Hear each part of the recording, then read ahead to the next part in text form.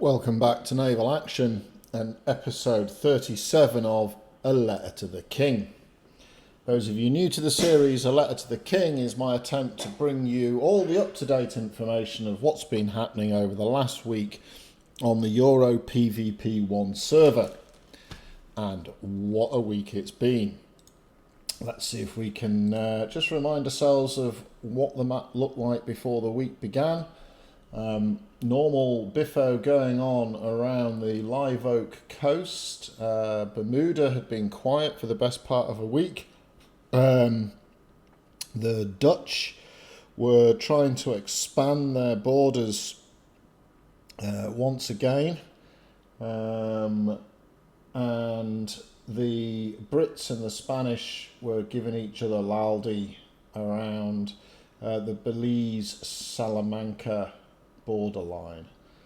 The pirates, their advance into empty Spanish territory had somewhat been halted by the recent appearance of Danish defenders. So the alliances are pretty much set now. I'm not sure what it would take to shake these alliances, but fundamentally you have the Americans, the Dutch and the Brits, with the Spanish, the French, the Danes and the Swedes, and the pirates doing just bloody murder wherever they seem to see fit.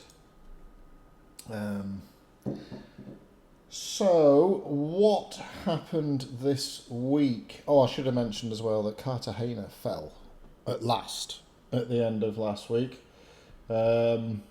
In a battle that I was chatting to one of the Dutchies, and they reckon overall it probably cost them 70 ships to take Cartagena. So that was the last thing that happened last week. The Brits had another go just at the very start of the week. They had another go at getting into Salamanca.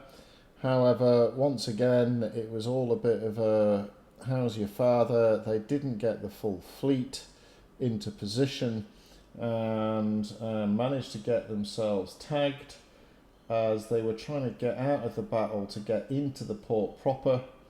The port battle ended, so that was all a bit sad.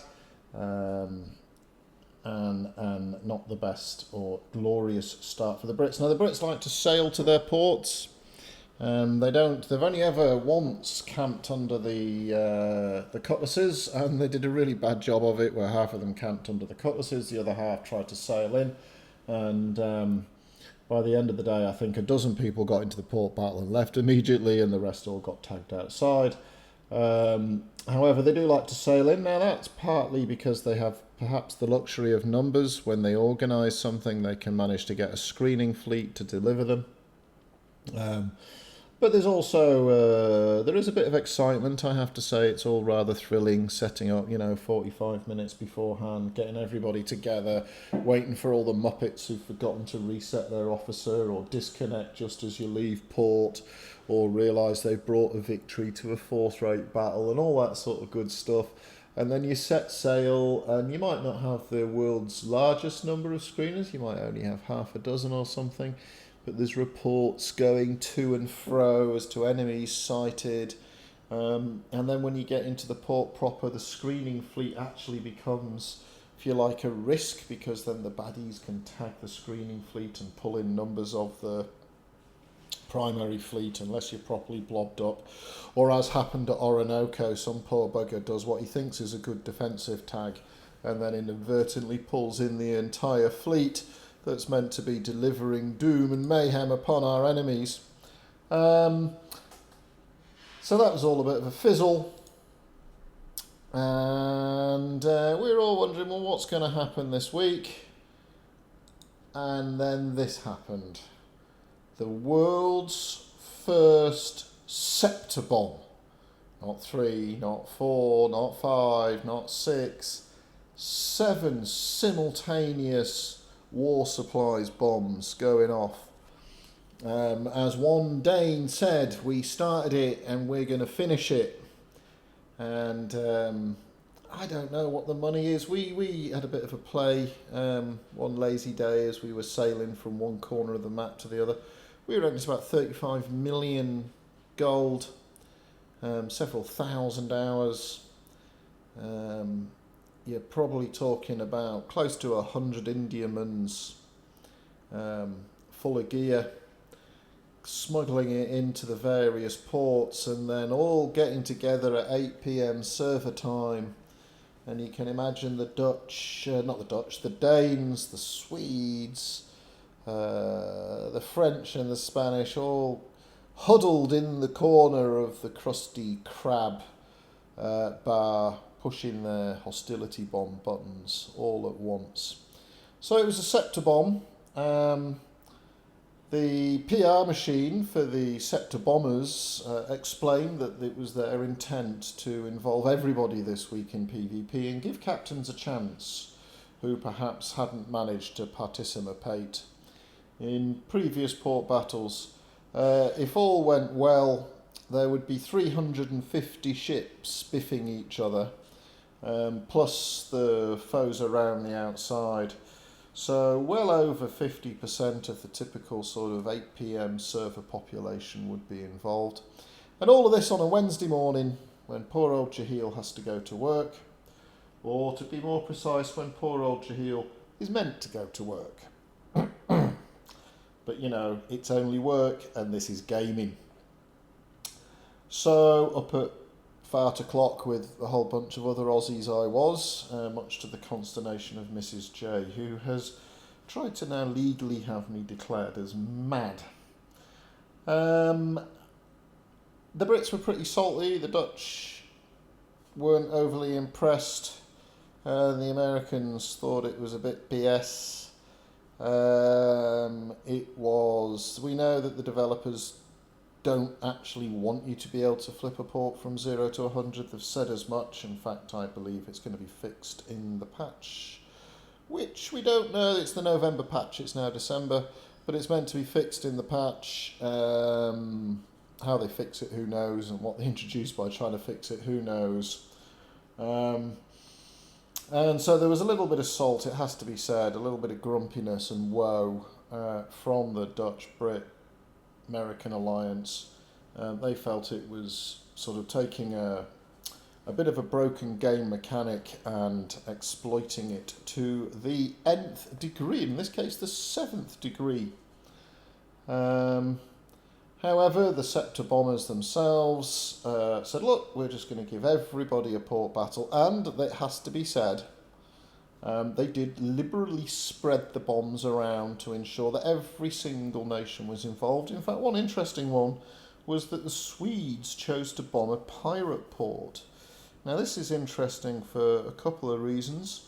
One, it's interesting that the Swedes didn't pick on the enemy alliance directly, because they could have had a crack at another one of the Dutch ports.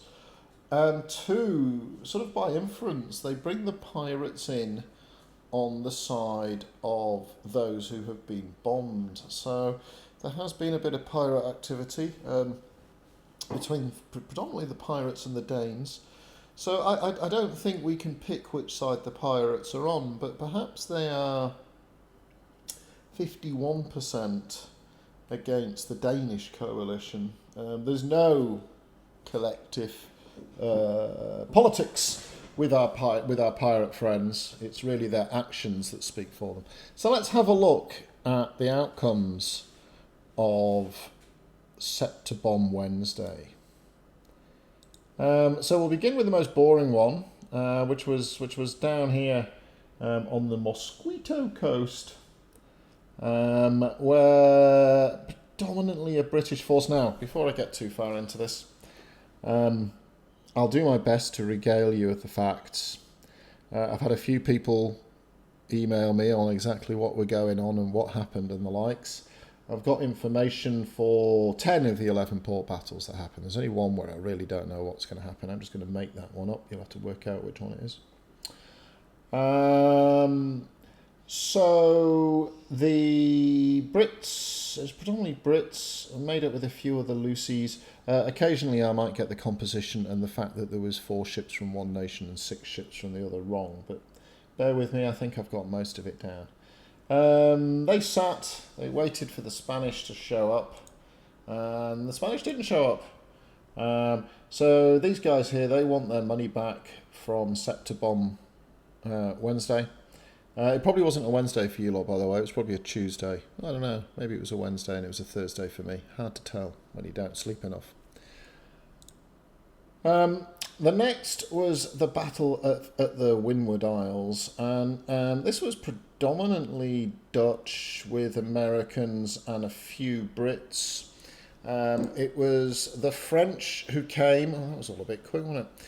It was the French who came, and this battle was a very interesting one. Now, for a lot of these battles, there's videos up. I have to say, I'm really in. They're my lunchtime viewing now.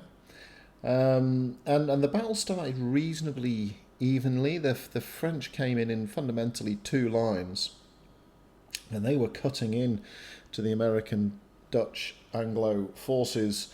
And when the line was sort of spread, 2 lines, you can imagine it in a sort of V shape, and basically there were Anglo, American and Dutch ships either side of fanning either side of those 2 lines. One of the Americans somewhat exploded, and this is arguably, I would say this is arguably the most successful 4th-rate explosion I've ever seen.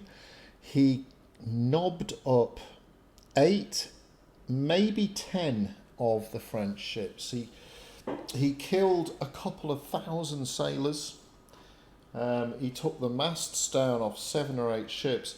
He didn't quite make the French totally combat ineffective, but his explosion alone did such damage that, to be honest, if the French had turned tails and evacuated the port, I would have understood. But they decided to fight it out to the bitter end, and it did end up being very much of a bitter end, with I think all bar one of their fleet in the end getting killed. So their entire fleet was obliterated in the end. Now, there's a funny story about the chap who exploded. As a rule, I don't mention players by name because my lawyers don't like it. But this chap, I hope I've got this right, his name was Gorvan, but his character's name is the Gorvan Manoeuvre, which is a strange name. How did he predict the fact that the Gorvan Manoeuvre would be needed? Well, actually he didn't. Back in the old days when the pirates were fighting the Americans up around Charleston, Gorvan, who was just called Gorvan in those days, was helping to screen. And in his anxiety, he managed to tag an ally and become a pirate. There was no helping him from a dev's perspective, so he had to re-roll his character. And in doing so, he called it the Gorvan Manoeuvre, which became the sort of collective anachronism for doing an arsed tag. And so his exploding self down at Bridgetown, where there's now a small plinth to the Gorvan Manoeuvre, is now basically meant he's going to have to rename himself to the new and improved Gorvan Manoeuvre. So well done there, sir. Well done. And the French can probably feel a little bit aggrieved that one ship could cause such catastrophe to their entire fleet. Now, the next battle we'll go to is, I think it's Caracas around here. This is where the French came at the Dutch. The Spanish came at the Dutch. Now, I think this was a bit of a mixed fleet as well. This was probably the only, other than the no-show here, this was the only poorly attended one. I think the Spanish-French allies managed to put about 15 ships into this one. I don't think the Dutch had full numbers there, or some may have left before the end, but they basically sank every ship to a man. It was not 100% one-sided, but a pretty one-sided affair, because the numbers are low and attacking is, as we know, so much harder than defending. This is the only battle really I don't know anything about. I've not been able to find any intel. I have to say I haven't tried too hard. I can only assume that the Swedes turned up in a gunboat fleet. And Pagan Pete, I've mentioned someone else, screened the entire Swedish fleet due to the fact that the combined BR of a gunboat fleet was less than that of Pagan Pete's Cerberus. So that's what we're going to say happened there, because I've got no idea. I'm sure someone will put some comments about the fact it was the most spectacular battle of the weekend or of the week. And I'm an absolute knob for not knowing what happened, but I have scoured high and low. I've not found a vid or a screen print or whatever. So I'm going to put this down to a single pirate and a Cerberus sank the entire Swedish 25-man gunboat fleet, until I'm otherwise corrected. So off the Swedes went. Now, one of the more amazing battles was predominantly numbers-wise, I think it was Dutch, Americans and British. And they were facing a combined Danish-Swedish fleet. And I think this was a very interesting one to watch, as I don't know if the wind was just a bit funny or if it was the starting position of the Swedish fleet, the Swedish-Danish fleet, but they spent 20 minutes sailing towards the towers, and basically their enemies just sniped them as they came in. And then as they basically got level with the towers, the Dutch, American and British fleets turned on them and began to engage them. And this was a funny battle, and it for me, it shows the effect. You do see this in a few different types of combat. You get what I call a snowball effect. So it very much comes down to how many guns can your side bring to bear for the longest period of the battle. Now, what happened in this, perhaps it was the wind or different composition of ships, or the fact that it was a split fleet of two different nations attacking. But if you watch the video, the Swedish-Danish fleet probably never had more than 15 of its 25 ships directly involved on the front line, whereas the Dutch, American, British fleet managed to keep 4/5 of its ship getting stuck in. And news has just popped up that it's going to be an update tonight, so that's very exciting. The patch is on its way. How excitement is that? So that means tomorrow's fights will be in the new system. There we go. Live news coming to you on something you're watching 7 days later. Nice work, Jeheil. So the battle began to turn, and as the defenders managed to bring more guns to bear, what you saw was this sort of snowball effect where once the attackers lost 2 or 3 ships, almost every engagement they were in, they were beginning to be outgunned, other than the odd breakaway one. And you do see this happen. This is where you can actually have a close battle, but at the end of it, if you just look at the print screen that shows the closing numbers, it looks like you've been spanked. And this battle went almost the full length, but in the end, if you were to look at the closing screen, you'd go, wow, the Swedes were absolutely spanked. Whereas they weren't, they were sort of 4/5. They were 5/4. The enemy had about a 20% gun advantage on them for almost the entire fight. And then there's snowballing effects where there's no good fight for you to get involved in. And it's very difficult to reform your lines to sort of bring small conflicts together where you have the advantage.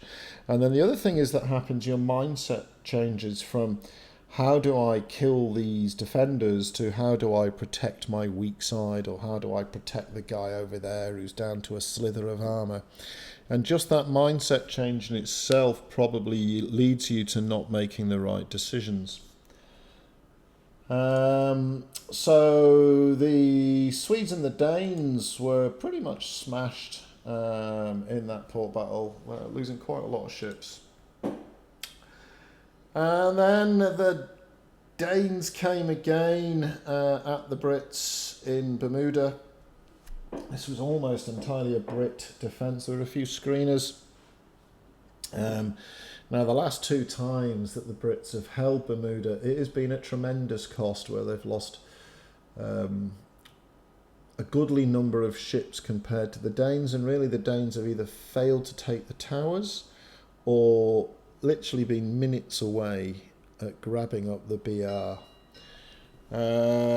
So in this particular case, now the Brits have typically, they've done the wrong thing, to be honest, when they've been playing up against the Danes. What they've been doing is they've been brawling with brawlers.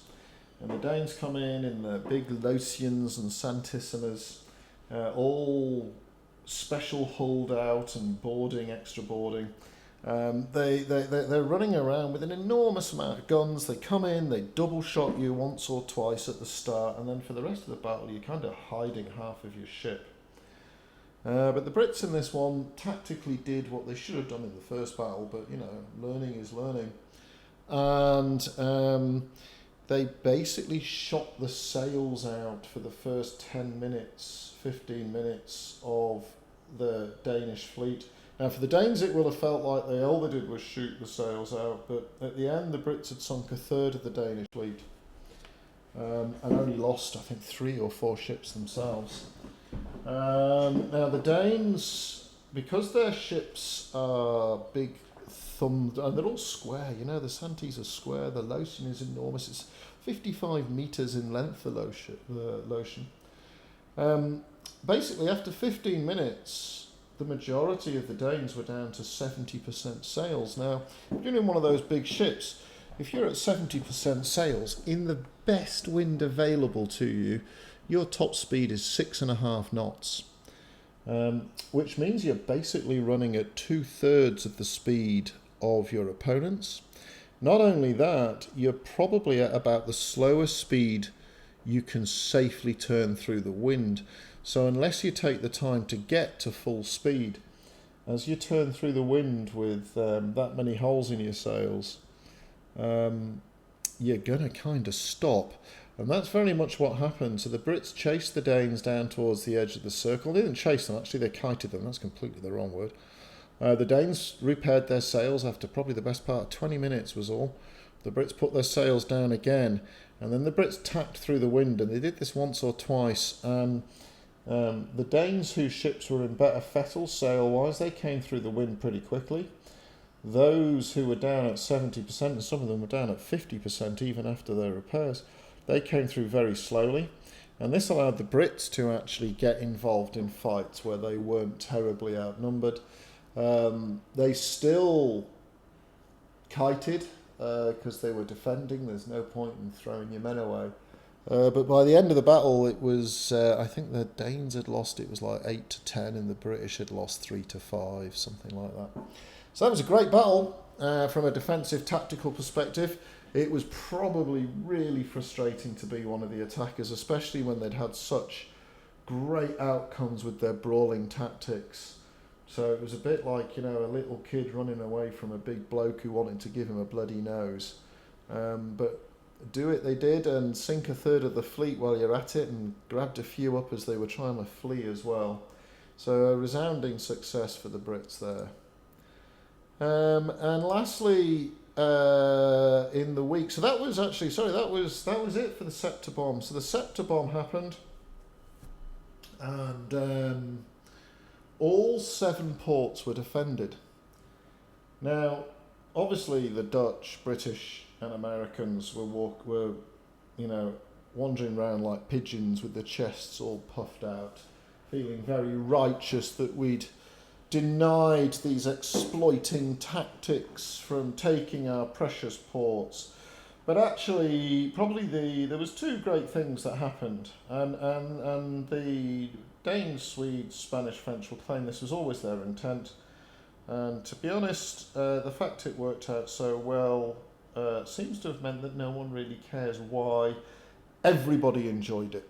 Everybody enjoyed it. There were 300 to 400 captains involved in enormous amounts of very tense, amazingly organised. So, there was probably 2 or 3 people in each nation who were rallying 70 to 100 people to heel.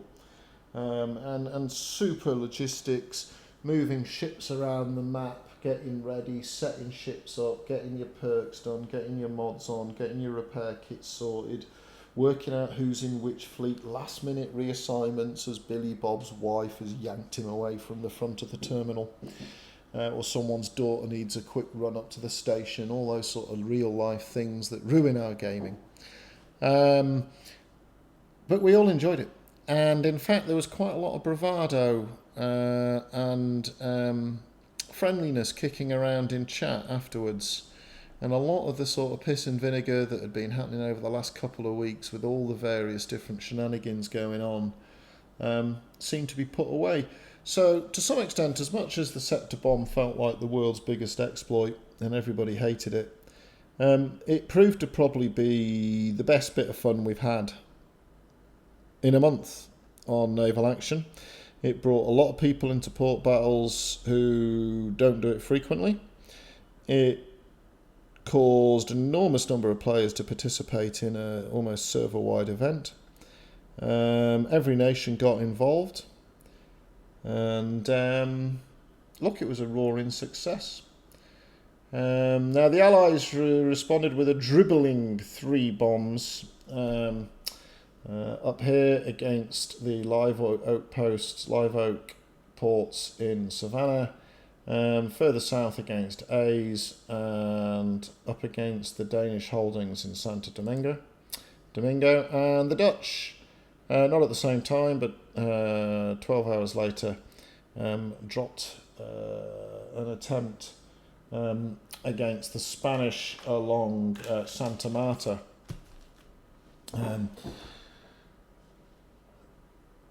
The Danes and the Swedes, I think it was mostly Danes here, it was Danes and Swedes here, mostly Danes here.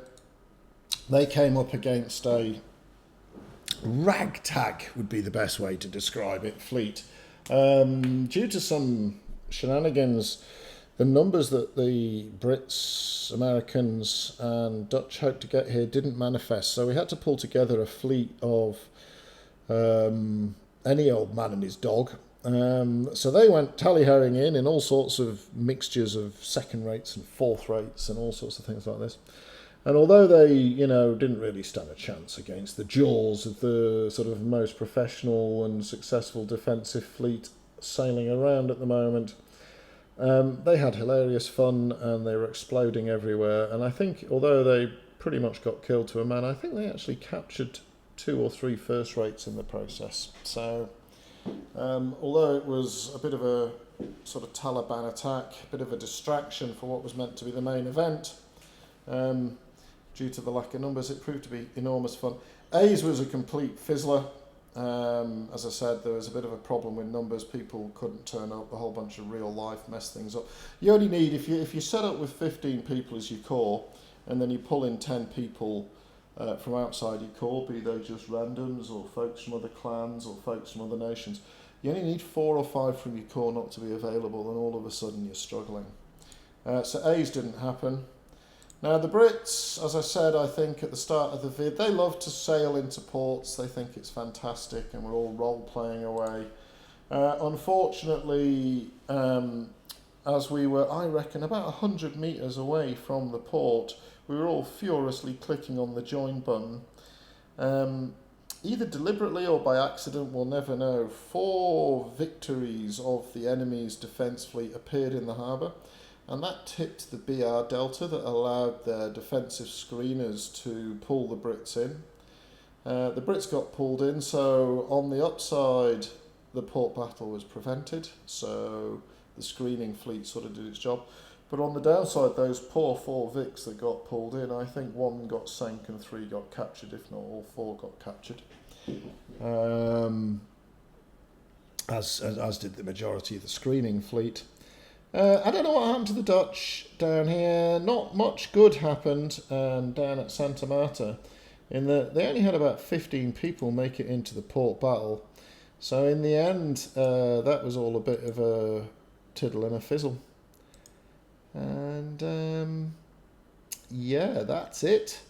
That's it for this week's Biff. And I think, despite a lot of protestation, the massive amount of port battles generated was a good thing. God, I hope we don't look back on hostility bombs as the good old days.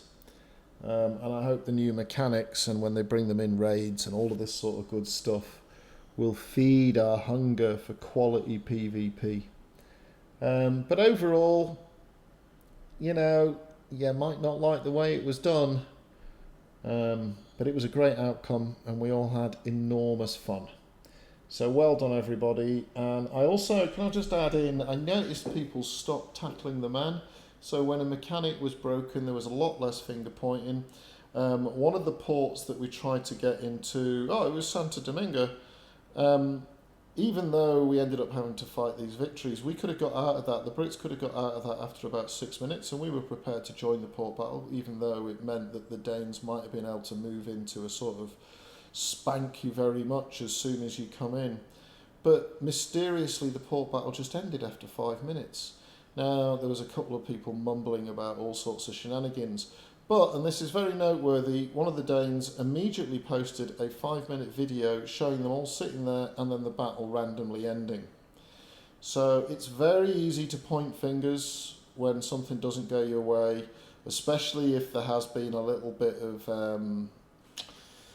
using the game mechanics to their maximum capacity. But I've noticed a bit of a shift, and people really are beginning to put in suggestions, put in bug reports. I know for a fact that the Danes bug reported their port battle closing before the Brits could get in. So that's very good. Good on you. Where will it be next week?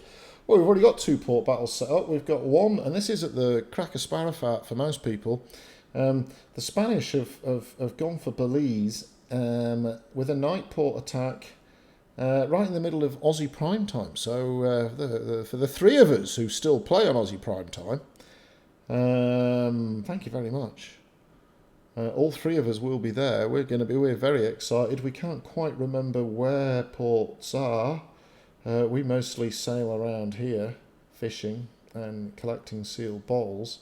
But we're very excited, so once we've worked out how you get into port, we'll the 3 of us will be there. So whoever's organised that, well done.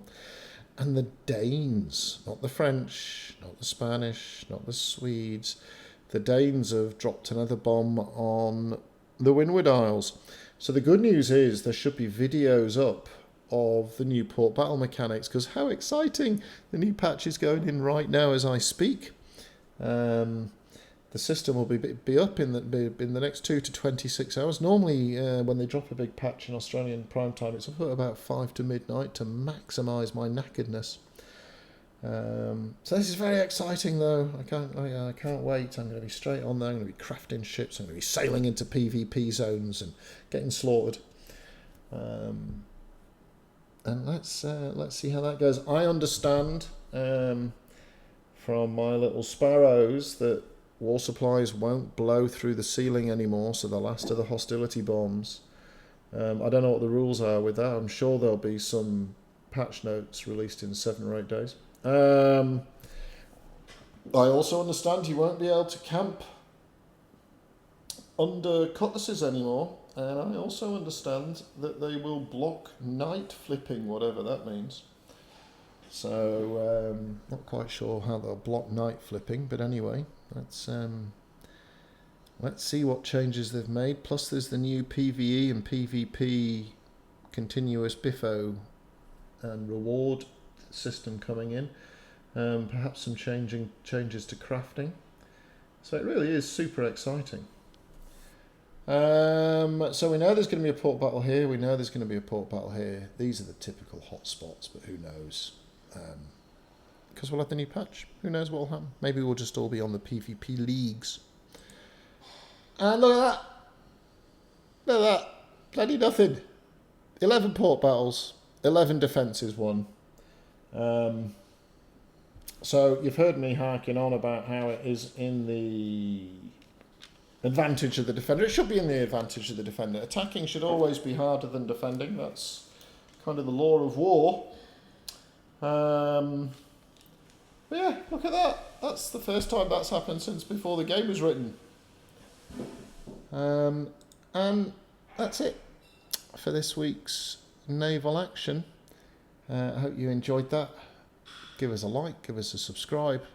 I'll see you on the ocean, and I'll catch you.